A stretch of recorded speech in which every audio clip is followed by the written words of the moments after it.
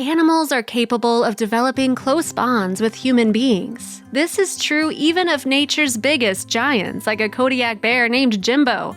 This 9-foot-tall bear weighs over 1,400 pounds. But his best friends are both humans. Get to know the story of Jimbo the Kodiak bear. Jim Kowalczyk and his wife Susan run the Orphan Wildlife Center in Otisville, New York. This nonprofit organization rehabilitates injured animals. The Kowalczyks founded the sanctuary in 2015 with a mission to save orphaned wildlife, rehabilitate them, and release them into the wild. Animals that cannot be released back into the wild are offered sanctuary at their Otisville facility. The Orphan Wildlife Center accepts animals from other rehabilitation groups when the animals could not be sent back into the wild.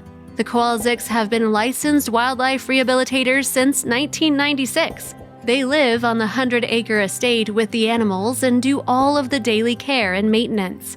In addition to bears, the sanctuary cares for deer, squirrels, chipmunks, rabbits, groundhogs, foxes, and even possums. Most of the attention goes to the bears, as do the unusual bonds they form with their bears. There's no false pretenses like there are with people and stuff. What you see is what you get, Jim observed.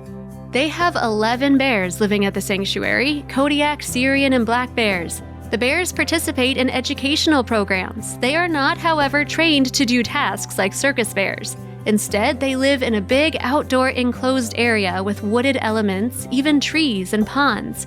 The couple formed very close bonds with their bears, including Jimbo. This bear is 9 feet tall and weighs over 1,400 pounds. Jimbo was born in captivity and isn't suitable for living in the wild. He has always been around humans and is very close to his caregivers. Jimbo is 23 years old. They all enjoy a special relationship.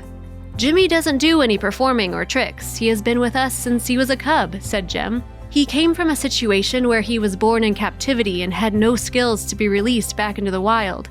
The bear is so friendly, you can even lay down with him if you work on the sanctuary. It is not open to the public, however. Jim says that one of the best things about Jimbo is how playful he is with humans and other animals. He'll play with you all day if you have the time.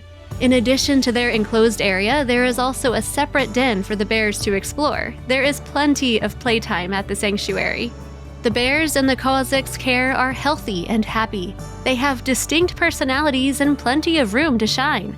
They're content, they're happy. If they weren't, you would know it. Jimmy is my best friend. It doesn't get any better than that. He loves you just for you, Jim said. Still, the Kowalczyks are mindful that the bears are wild animals. Despite how socialized they are with humans, bears can be dangerous.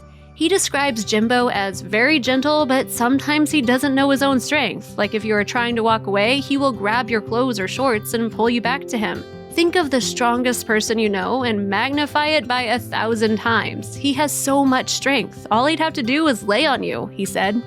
The Kowalczyks are licensed rehabilitators and spend a long time training orphaned animals to live in the wild. For example, they are teaching black bear Nunu about balance. Nunu couldn't put weight on 2 of his paws. One would fold under and the other turned inward. The couple has been working to help him learn to balance like a bear. Jimbo loves watermelon. The sanctuary posts videos and photographs of the bear enjoying his life on Instagram. The videos have made Jimbo a big fan favorite among the sanctuary's many supporters. Who doesn't love watermelon in the summer? The center tries to give the bears as much enrichment as possible. The couple and their volunteers love taking care of bears, even though it is a big job. They have 11 bears who eat about 30 pounds of food every day. Their well-balanced diet includes meat, fruit, pet food, peanuts, and even treats. The bears like marshmallows for treats. Taking care of them is a labor of love. Susan says raising bears is much like having children. It's a wonderful thing to watch them grow up and to have them from very little and make an impression on them. Jim agrees. They are like your children. That's how much you love them, and they give a lot back to you. They love you just as much. Sometimes you take it for granted, but it is a special relationship. Since the lifespan of a Kodiak bear is 20 to 25 years, as you might imagine, the couple has had to handle losing some of their animals. They have suffered the loss of 4 of their bears since the sanctuary opened. The couple has grieved the loss in the same way they would when a friend or family member dies. It's the same thing as mourning a child, Susan said. The sanctuary recently said goodbye to 2 groundhogs they saved, Joni and Gus. The groundhogs now know how to live in the wild, so their return is a success. The sanctuary prefers to do soft releases, which means they open the door to their own woods and let the animals come and go if they please. The sanctuary keeps providing food for those who return. Sometimes the animals who are released never return, but others wind up finding their way back to the sanctuary. Pippin was an orphaned goose who the sanctuary nursed back to health and returned to the wild in 2016. More than a year later, the goose returned with a husband and babies. The couple wouldn't have it any other way, though. They adore caring for their animals. Their bond with the bears is intense. The bears are everything to me. I would do anything for them. I spend all day with them every day, said Susan.